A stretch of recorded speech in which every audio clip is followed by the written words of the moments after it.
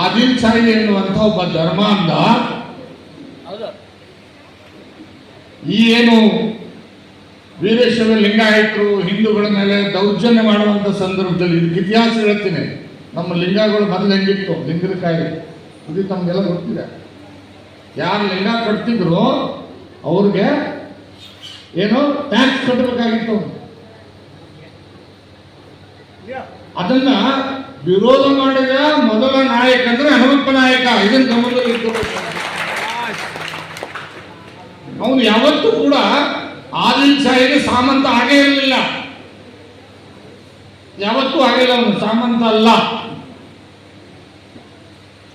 ಕೊನೆಗೆ ಆದಿಲ್ ಶಾಹಿ ಏನಾದರೂ ಮಾಡಿ ಅವನು ಬಗ್ಗು ಬಿಡಬೇಕು ಅಂತ ಪ್ರಯತ್ನ ಮಾಡ್ತಾನೆ.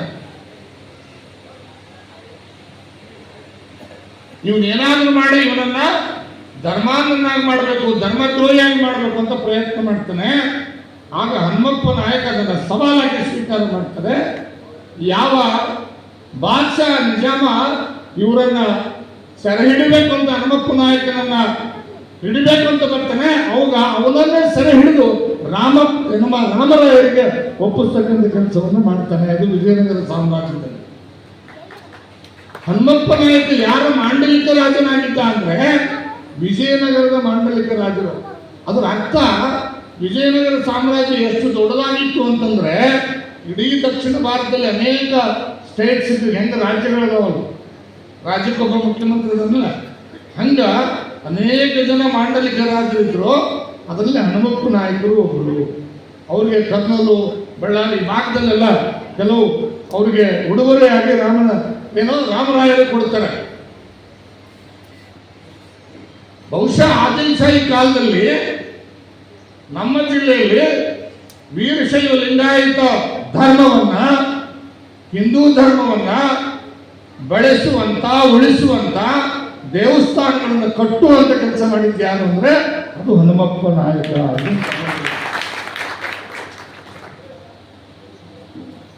ಹಂಡೆ ಎರಸುವಂತ ಬೇರೆ ಇತಿಹಾಸ ಇದೆ. ಅವಾಗೆಲ್ಲ ಬಂಗಾರ ತುಂಬ್ತಿದ್ರು. ಎದರಲ್ಲಿ ತುಂಬ್ತಿದ್ರು ಹೇಳಿ? ಇದು ಬಹಳ ದೊಡ್ಡ ಶ್ರೀಮಂತ ಸಮುದಾಯವಾಗ. ನಾನು ಮತ್ತೆ ಡಿಟೇಲ್ ಹೋಗಲ್ಲ, ಯಾಕಂದ್ರೆ ಇನ್ನು ಬಹಳ ಜನ ಗುರುಗಳು ಮಾತಾಡೋದಿದ್ದಾರೆ. ಅದಕ್ಕೆ ಮಾಧ್ಯಮದ ಸ್ನೇಹಿತರು ನನಗೆ ಒಳಗೆ ಕರೆದೆ. ನಾನು ಯಾಕೆ ಇತಿಹಾಸದ ಪುಟಗಳಲ್ಲಿ ಈ ರೀತಿ ಬಂದವೆ ಅಂದ್ರೆ, ನಾವೇನ್ ಮಾಡ್ತೇವೆ ಅಧ್ಯಯನ ಮಾಡ್ಬೇಕಾದ್ರೆ ಹಿಂದಿನವ್ರು ಏನು ಬರೆದಾರಲ್ಲ ಆ ಪುಸ್ತಕ ರೆಫರ್ ಮಾಡ್ತೇವೆ. ಅವ್ರೇನಾಗಿದೆ, ಹಿಂದಿನ ಕಾಲದಲ್ಲಿ ಬ್ರಿಟಿಷರು ಇಡೀ ನಮ್ಮ ಹಿಂದೂಗಳನ್ನ ಗುಲಾಮರು ಅನ್ನುವಂತ ತೋರಿಸುವಂತ ವ್ಯವಸ್ಥೆ ನಡೀತವಾಗ.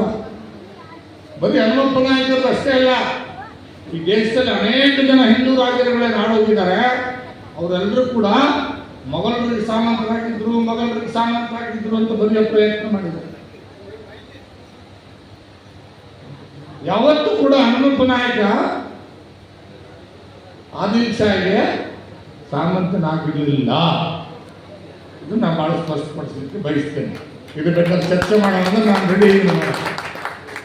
ಅದಕ್ಕೆ ನಾನು ವಿನಂತಿ ಮಾಡ್ತೇನೆ, ಸಮಾಜದಲ್ಲಿರ್ತಕ್ಕಂಥ ಹಿರಿಯರು ಕೆಲವು ಪುಸ್ತಕಗಳಲ್ಲಿ ಏನಾಗಿರ್ತಕ್ಕಂಥ ದೋಷಗಳನ್ನು ಸರಿಪಡಿಸಿ ಮುಂದಿನ ಸಾರಿ ಆ ಪುಸ್ತಕನ ಏನು ಚೆನ್ನಾಗಿ ಪ್ರಿಂಟ್ ಆಗಲಿ, ಸಂಶೋಧನೆ ಮಾಡಿದ್ರ ಬಗ್ಗೆ ನನಗೆ ಅಭಿನಂದನೆ ಮಾಡ್ತೇನೆ.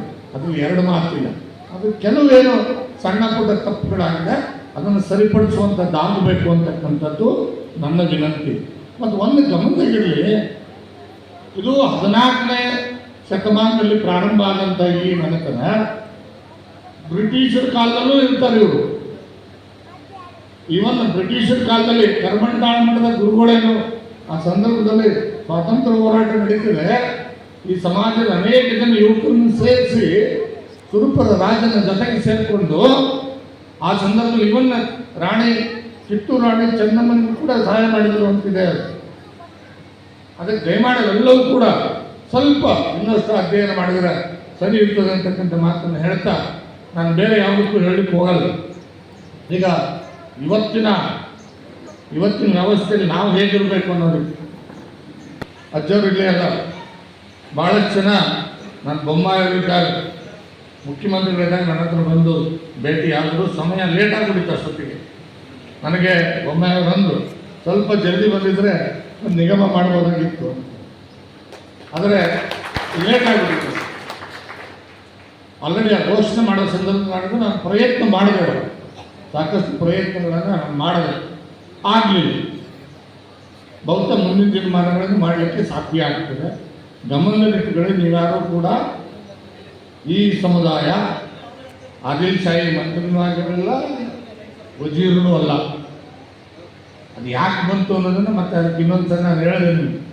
ಅಂಡೆ ಅರಸರು ಅಂತ ಯಾಕೆ ಬಂತು, ಮತ್ತು ಕೃಷ್ಣಾ ನದಿ ದಂಡೆ ಮೇಲೇ ಹೆಚ್ಚು ಸಾಮ್ರಾಜ್ಯ ಇರ್ತಕ್ಕಂಥದ್ದು ಕೃಷ್ಣಾ ನದಿ ಮತ್ತು ತುಂಗಭದ್ರಾ ನದಿ ಈ ಭಾಗದಲ್ಲಿ. ಮತ್ತು ಈ ಸಮುದಾಯದಲ್ಲಿ ಇರ್ತಕ್ಕಂಥವರೆಲ್ಲರೂ ಕೂಡ ಲ್ಯಾಂಡ್ ಲಾರ್ಡ್ಸ್ ಆಗಿದ್ರು, ದೊಡ್ಡ ಲ್ಯಾಂಡ್ ಲಾರ್ಡ್ಸ್ ಆವತ್ತಿನ ಕಾಲದಲ್ಲಿ. ಆಂಧ್ರ, ವಿಶೇಷವಾಗಿ ತೆಲಂಗಾಣ ಮತ್ತು ಕರ್ನಾಟಕ ಭಾಗದಲ್ಲಿ, ವಿಶೇಷವಾಗಿ ಉತ್ತರ ಕರ್ನಾಟಕ ಭಾಗದಲ್ಲಿ. ಅದಕ್ಕೆ ಮುಂಬರ್ತಕ್ಕಂಥ ದಿನಗಳಲ್ಲಿ ನೀವು ಯಾರ ಜೊತೆ ಗೊತ್ತಿಸ್ಕೋಬೇಕು ಅನ್ನೋದು ನೀವು ಆತ್ಮಾವಲೋಕನ ಮಾಡ್ಕೊಳ್ಳಿ.